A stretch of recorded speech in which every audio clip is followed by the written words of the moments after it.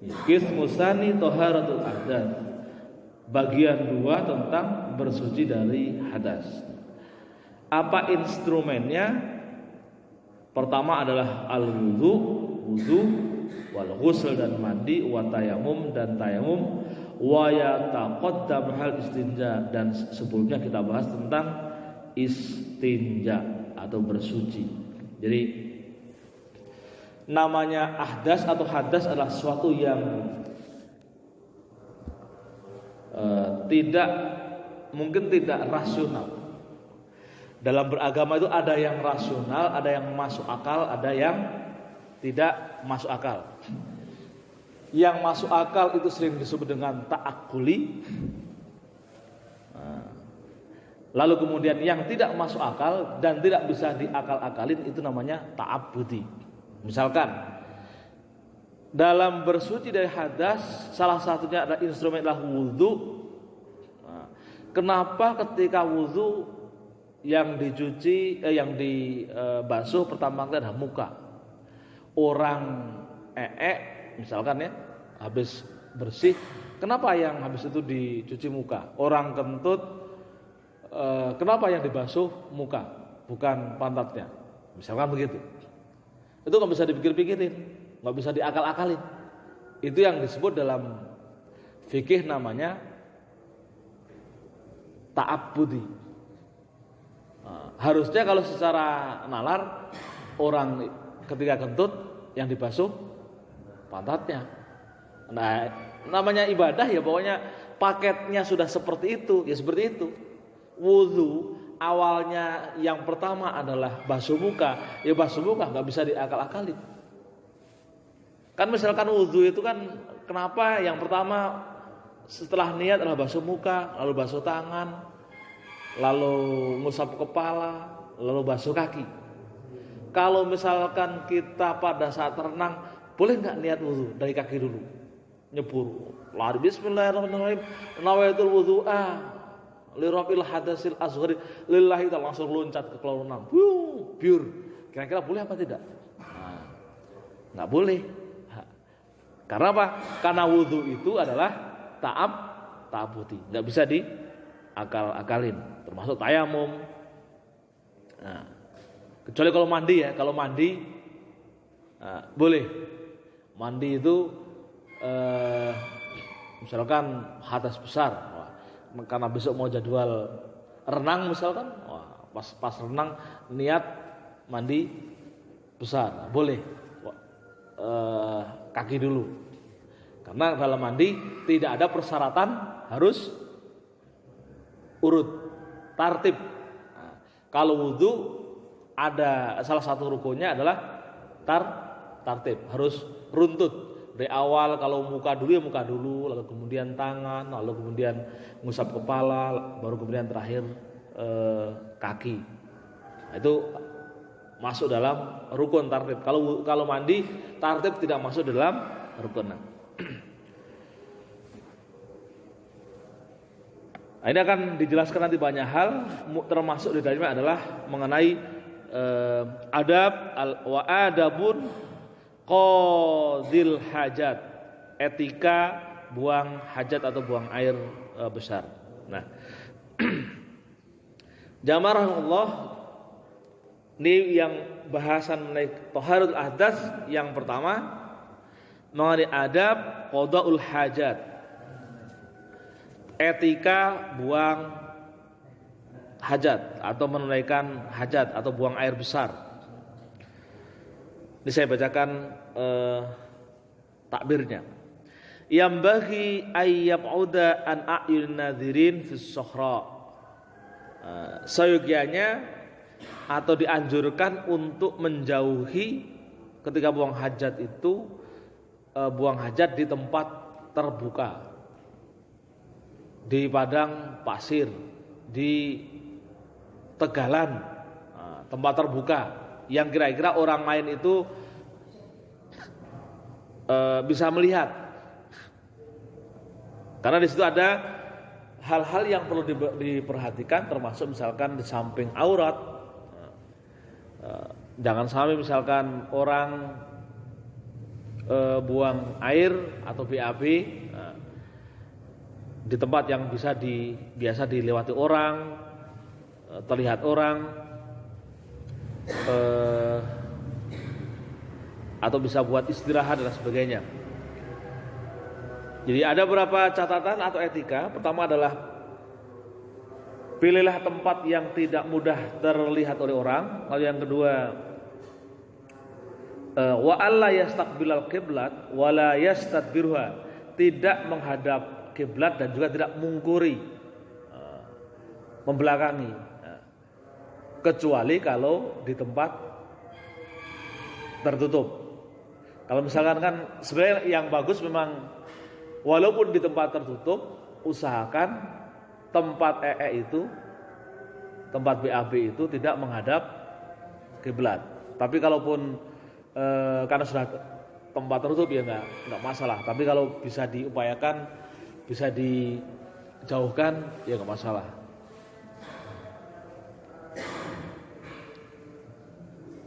Jadi baik menghadap kiblat maupun membelakangi. Lalu yang kedua, kalau kita kan rata-rata sudah ada toilet ya, jadi sudah tidak begitu menjadi persoalan. Karena kitab ini dibuat dalam suatu keadaan di mana orang BAB itu di sebarang tempat. Meskipun di kita itu masih ada beberapa keluarga, beberapa orang yang tidak mempunyai tempat BAB yang sehat, yang tertutup. Nah, jadi perlu diperhatikan bagi kita semua yang biasa atau mungkin sedang tidak di rumah. Yang kedua, yang selanjutnya, wa yattaqil julus fi mutahadditsin nas, menjauhi tempat duduk di mana orang-orang itu sering ngobrol. Jadi buang air di dekat orang yang biasa ngumpul. Wa alla yabula fil ma'ir raqid, tidak buang air di air yang tergenang, yang berhenti. Itu masalah efek bau. Wa tahta syajaratil musammarah, atau di bawah pohon yang berbuah. Ini juga dihindari. Wa ayatakil maudhi'as sulba, dan juga menghindari tempat yang keras. Ini masalah penguraian kotoran itu, karena kalau di tempat keras itu ujung-ujungnya mengering, lalu nangkring di situ ya. Tapi kalau di tempat yang lembek bisa terurai oleh binatang. Wa muhibbatir riyah, dan juga perhatikan arah angin. Fil bauli, di dalam buang air, istinzahan min risyasah. Jadi dalam rangka menjaga dari kalau pipis itu menjaga dari cipratan. Jadi ini masalah kencing berdiri. Kalau buang air di luar, kalau ketika pipis di luar lalu berdiri, perhatikan arah angin. Kira-kira begitu. Ketika pipis di luar, berdiri, perhatikan arah angin. Karena orang ketika buang air, pipis misalkan, kenapa harus memperhatikan arah angin? Karena kemudian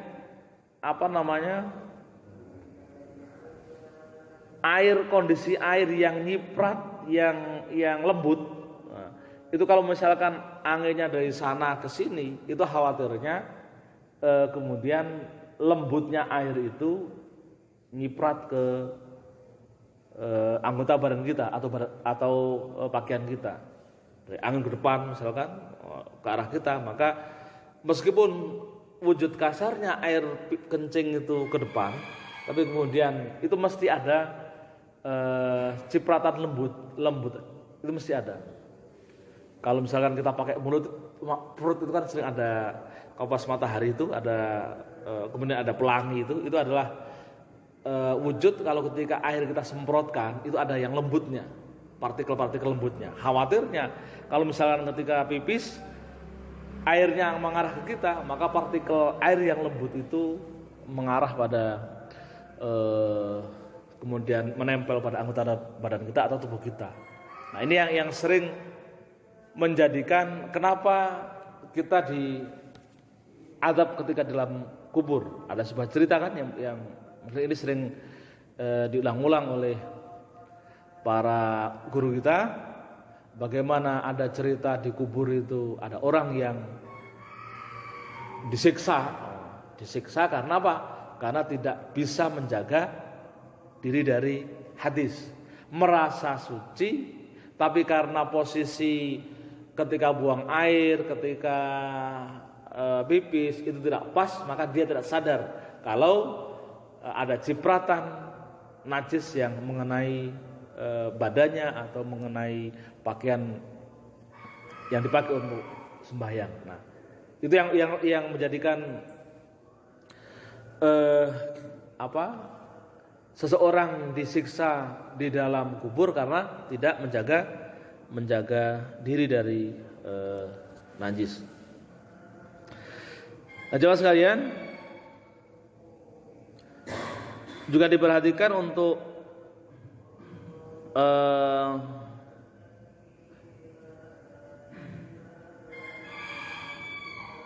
ya masuknya ini duduknya wa ayyataqi'a fi julusi ala rajulil yusra,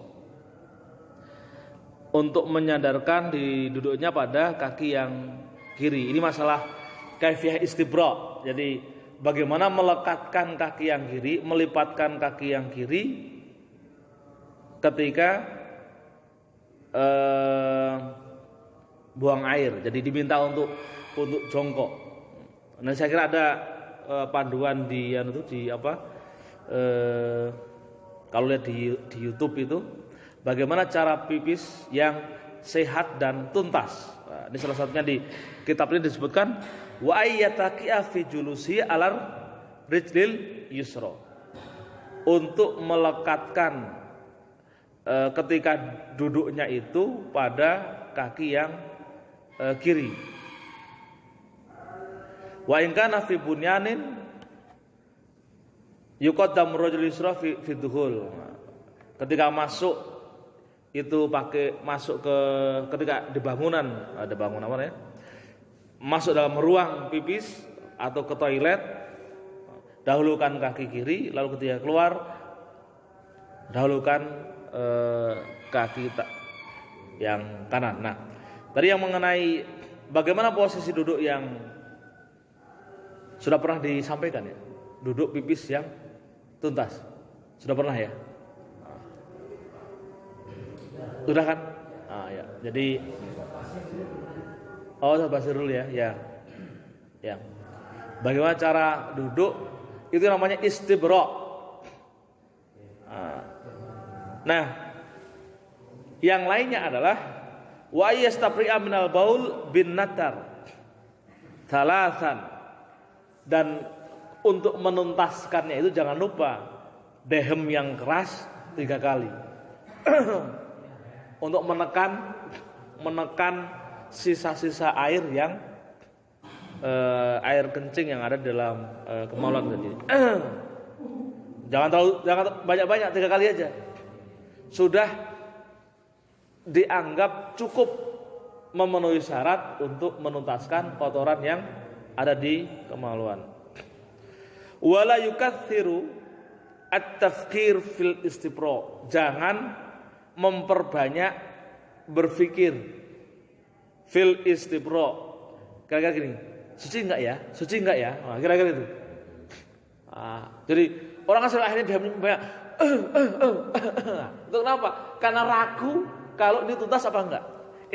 Ini diupayakan dihindari. Kenapa? fayatawaswasu wa yasukku alaihil amr. Maka kalau orang terlalu banyak berpikir suci enggak, maka kemudian dia akan tumbuh was-was, keraguan. Wa yasukku alaihil amr, dan kemudian ini akan memberatkan. Suci enggak ya? Nah, itu tuh kan.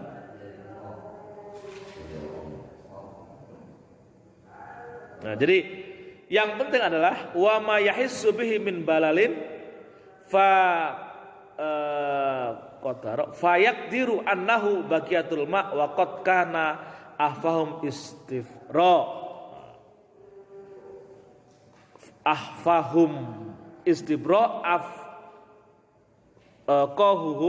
afqahihim fatadallul waswasah ala qillatul fiqih.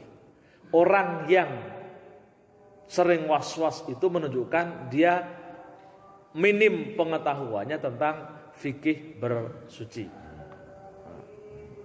Ya, jadi orang was-was, terlalu was-was, suci enggak ya? Ini nih, lalu kemudian sampai kemudian dehemnya berkali-kali, itu dihindari. Nanti malah ini apa rame sendirian di kamar mandi ya? Kan gitu. Biar tidak terjewas-was. Nah, lalu yang ketiga adalah tadi cara membersihkannya adalah dengan mengurut bagian saluran di bawahnya. Nah, kalau itu sudah dilakukan, bersih atau tidak bersih, secara hukmi dianggap suci, bersih. Yang penting setelah istibra selesai, sudah diurut, ya, sudah dehem, maka kemudian tinggal disiram. Maka zahirnya itu sudah, yang terlihat sudah dianggap suci. Nah, nanti ada di kaifiyah istinja, bagaimana bersuci itu. Seseorang harus menghindari, ini ada bahasanya itu, wayat rukul istiqsa fihi bita'arud bil batin, agar menghindari, meninggalkan meneliti ini suci apa tidak. Itu makin ragu lagi, diteliti suci apa enggak, dites lagi ini, wah malah enggak selesai. Kalau misalkan kita pipis di masjid, jamaah udah selesai baru yakin kalau kita suci. Maka yatruku, dan agar dianjurkan untuk meninggalkan istiqsa, melakukan penelitian mendalam terkait dengan kesucian. Orang misalkan jebok, ragu kan, ini udah bersih, akhirnya yang dalamnya itu dikorek-korekin gitu. Nah, itu malah menyiksa diri sendiri kan. Nah, biar bersih kan. Ini ayo korek-korek itu sampai yakin. Nah, itu nyari penyakit. Nah, kan ada orang begitu, orang sampai sholat bersuci, wudhu sampai lama banget, wudhunya lama gitu. Itu apa? Karena nggak yakin kalau wudhunya sah. Nah, itu termasuk yang tidak diperbolehkan. Wa minar rukhsati ayyabulal insan qoriban min sahibihi mustatiran anhu. Ini termasuk diskon kalau pipis ada temennya, maksudnya berdekatan. Ayyabulal insan qoriban min sahibi, yang penting adalah mustatiran fi, yang penting itu adalah alatnya itu tertutup, tidak terlihat oleh orang lain. Nah, ini sudah kayak di tempat suci kita, tempat bersuci kita, tempat buang hajat, ketika pipis ada pembatas itu dalam rangka menutup aurat. Masuk dalam kondisi ruhsah, boleh diperbolehkan pipis dalam banyak orang, tapi itunya tertutup. Nah, ada saja memang yang belum belum stabil itu adalah bagaimana rata-rata di masjid-masjid kita tempat pipisnya itu rata-rata berdiri. Padahal dalam fikih tempat pipis yang atau cara pipis yang baik adalah jongkok. Nah, cuma kalau pipis berdiri itu tidak tuntas. Ini yang menjadi problem. Kenapa di masjid-masjid kita ketika tempat pipis itu rata-rata berdiri. Nah ini yang jadi soal. Apakah cukup bagi kita hanya mengikuti prosesnya saja? Kan tidak ada satu pendapat. Yang penting orang ketika berproses buang air atau buang hajat atau pipis berdiri, lalu kemudian telah melakukan dehem, telah mengurut, lalu kemudian zahirnya disucikan, itu sudah dianggap suci. Ada yang mengatakan yang penting sudah mengikuti prosesnya saja. Tapi kan kita sering merasa orang ketika kencing berdiri itu tidak tuntas. Karena pipis yang terbaik adalah yang dirasa tuntas adalah dengan pipis dengan jongkok.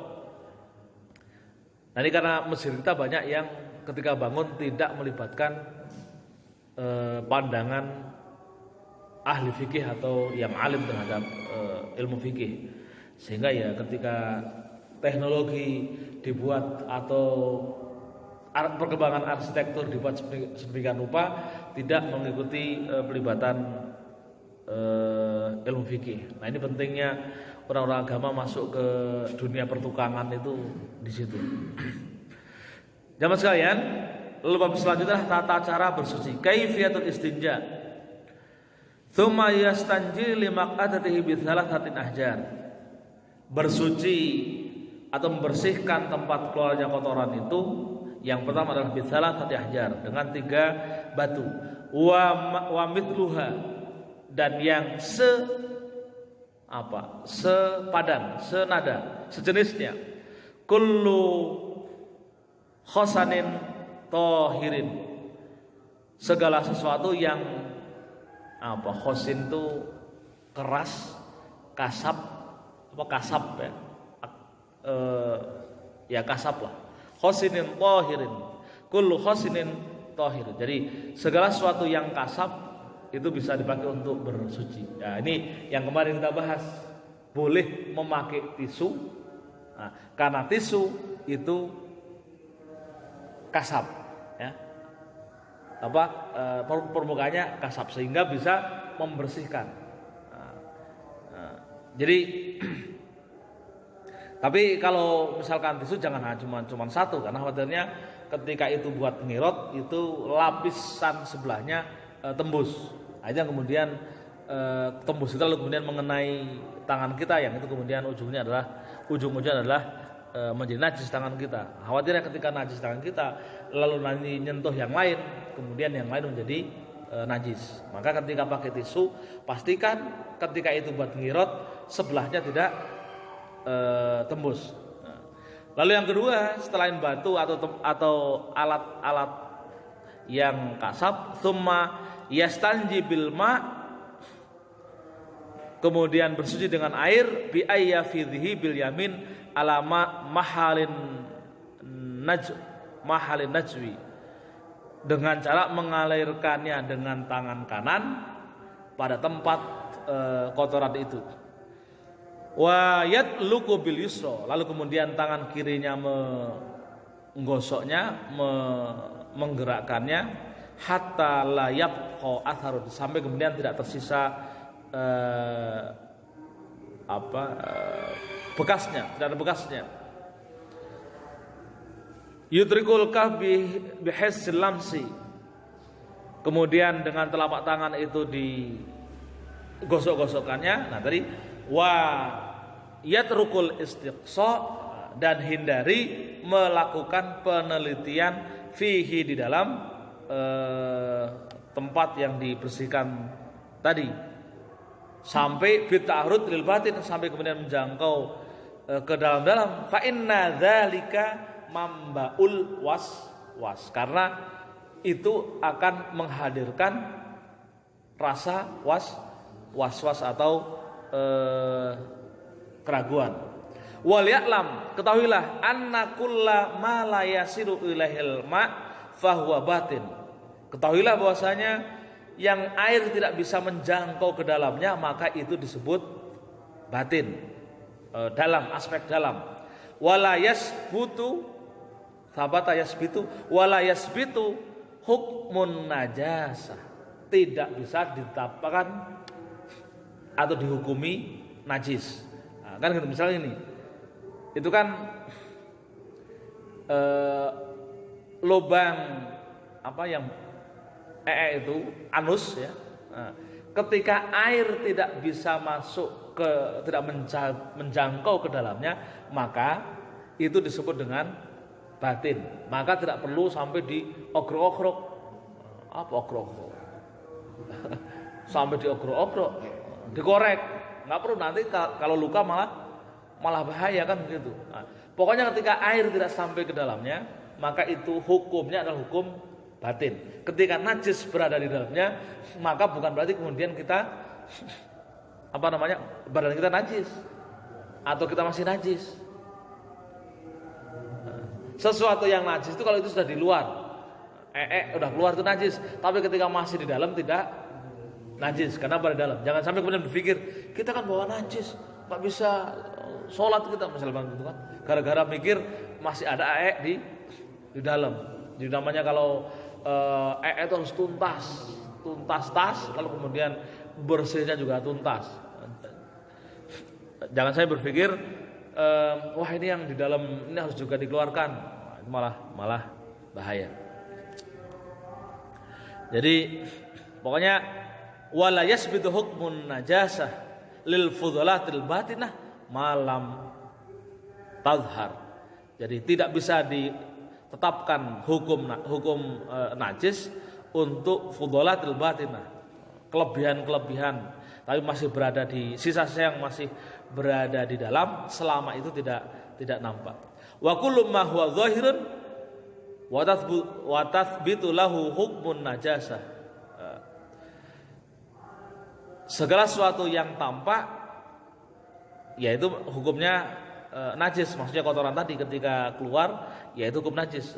Fahaddu tuhurihi ayasil ma ilaihi fayaziluhu wala makna lil waswas. Ya, cara membersihkannya adalah ketika itu sudah tersiram oleh air, udah dianggap bersih, kotorannya sudah tidak ada. Ketika dipegang kok sudah tidak yakin itu nggak ada yang gerinjil, itu maka dihukumi suci. Wala waswas, maka tidak perlu was-was, yakinlah pokoknya itu suci. Sampai di sini ada yang mau didiskusikan, silakan.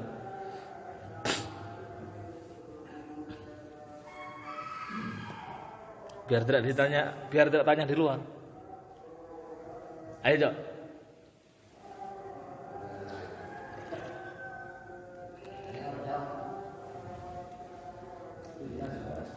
Jelas ya?